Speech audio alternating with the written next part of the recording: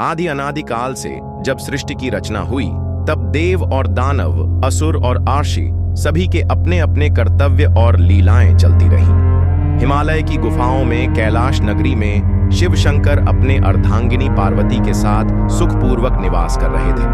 माता पार्वती शिव की अर्धांगिनी ही नहीं, बल्कि शक्ति स्वरूपिणी थीं। जब शिव विरक्त योगी बनकर समाधि में लीन हो जाते, तब पार्वती तपस्विनी बनकर उनकी सेवा करती।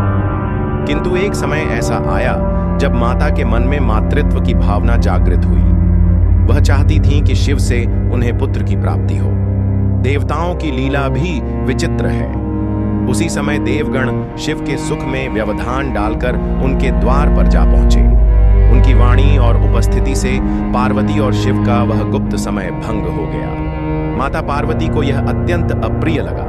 क्रोध से उनका मुखमंडल लाल हो गया और उन्होंने देवताओं को श्राप दे दिया। हे देवताओं, जैसे आज तुमने मेरे मातृत्व की कामना में व्यवधान डाला है, वैसे ही आज से तुम्हारे किसी भी कुल की स्त्रियां संतान उत्पन्न करने में समर्थ न होंगी। तुम सबकी पत्नियां संतानहीन होंगी।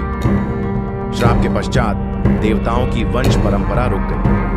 पहले तक जितनी संतानें थीं, जैसे इंद्र का पुत्र जयंत, वही रह गए।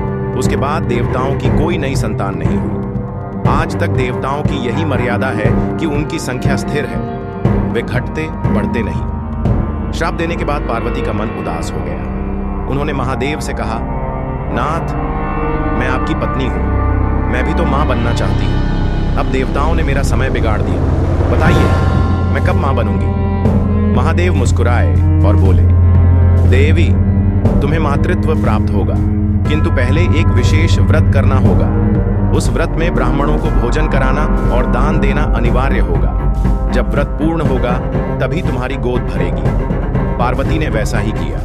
उन्होंने भव्य यज्ञ का आयोजन किया। संत, आर्षि, ब्राह्मण, सन्यासी सभी को बुलाया। भोजन, दान, वस्त्र, दक्षिणा सब वितरित किया गया। उसी यज्ञ में सनकादिक, सनक, सनंदन, सनातन, सनत कुमार भी आ पहुंचे। पार्वती ने उन्हें प्रेम पूर्वक भोजन कराया और दक्षिणा देने का आग्रह किया। उन्होंने कहा, हे मुनिवर, आप जो मांगेंगे मैं अवश्य दूंगी। सनकादिक ने कहा, देवी, हमें दक्षिणा में आपके पति शिव चाहिए। यह सुनते ही पार्वती का हृदय कांप उठा। वह रोने लगी, कैसे मैं अपने पति का दान कर दूं? मैं तो पुत्र प्राप्ति के लिए यज्ञ कर रही हूं। यदि पति ही चले गए तो मैं मां कैसे बनूंगी? तभी भगवान विष्णु वहां प्रकट हुए। उन्होंने समझाया, देवी, चिंता मत करो, पति का दान करने से तुम्हारा मंगल ही होगा। यह एक लीला है। जो चाहना तुम्हारे हृदय में है, वह अवश्य पूर्ण होगी। विष्णु के वचन सुनकर पार्वती ने कातर मन से शिव को दक्षिणा स्वरूप अर्पित कर दिया। सनकादिक प्रसन्न हुए और आशीर्वाद देकर चले गए। यज्ञ पूर्ण हुआ। इसके बाद एक सुंदर उद्यान में शिव और पार्वती विहार करने लगे। उसी समय विष्णु एक ब्राह्मण का रूप धरकर भिक्षा मांगने द्वार पर आए। शिव ने अतिथि को देखकर तुरंत पार्वती से कहा, देवी, अतिथि को भोजन दो। पार्वती जैसे ही उठी, शिव का तेज उनके गर्भ में स्थापित होने से पूर्व ही धरती पर गिर पड़ा। वह ब्राह्मण और कोई नहीं, स्वयं भगवान नारायण थे। उन्होंने माता को आश्वासन दिया, देवी, पुत्र की प्राप्ति अवश्य होगी और अंतर्धान होगा। उसी क्षण उसी शैया पर एक नन्हा बालक प्रकट हो गया। उसका स्वर मां की तरह गूंज रहा था। माता पार्वती ने उसे देखकर हर्षित होकर उठाया और स्तनपान कराया। उसी क्षण से उन्हें उमा नाम प्राप्त हुआ, क्योंकि बालक बार बार उमा उमा पुकार रहा था। वह बालक और कोई नहीं, स्वयं गणेश थे। उनका जन्म किसी मानवीय गर्भ से नहीं, बल्कि भगवान की प्रकट लीला से हुआ। ब्रह्मवय वर्त पुराण में वर्णित है कि गणेश श्री हरि के ही अवतार हैं। बालक गणेश का उत्सव हुआ। सभी देवता आशीर्वाद देने आए। सूर्य, चंद्र, इंद्र, ब्रह्मा, विष्णु सभी ने उनका सम्मान किया। किंतु जब शनि पहुंचे तो उन्होंने बालक को देखने से इनकार किया।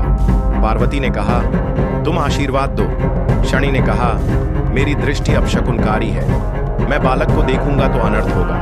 पार्वती ने आग्रह किया। शनि ने अनिच्छा से बालक को देखा और उसी क्षण गणेश का सिर धड़ से अलग होकर भूमि पर गिर पड़ा। माता विलाप करने लगी।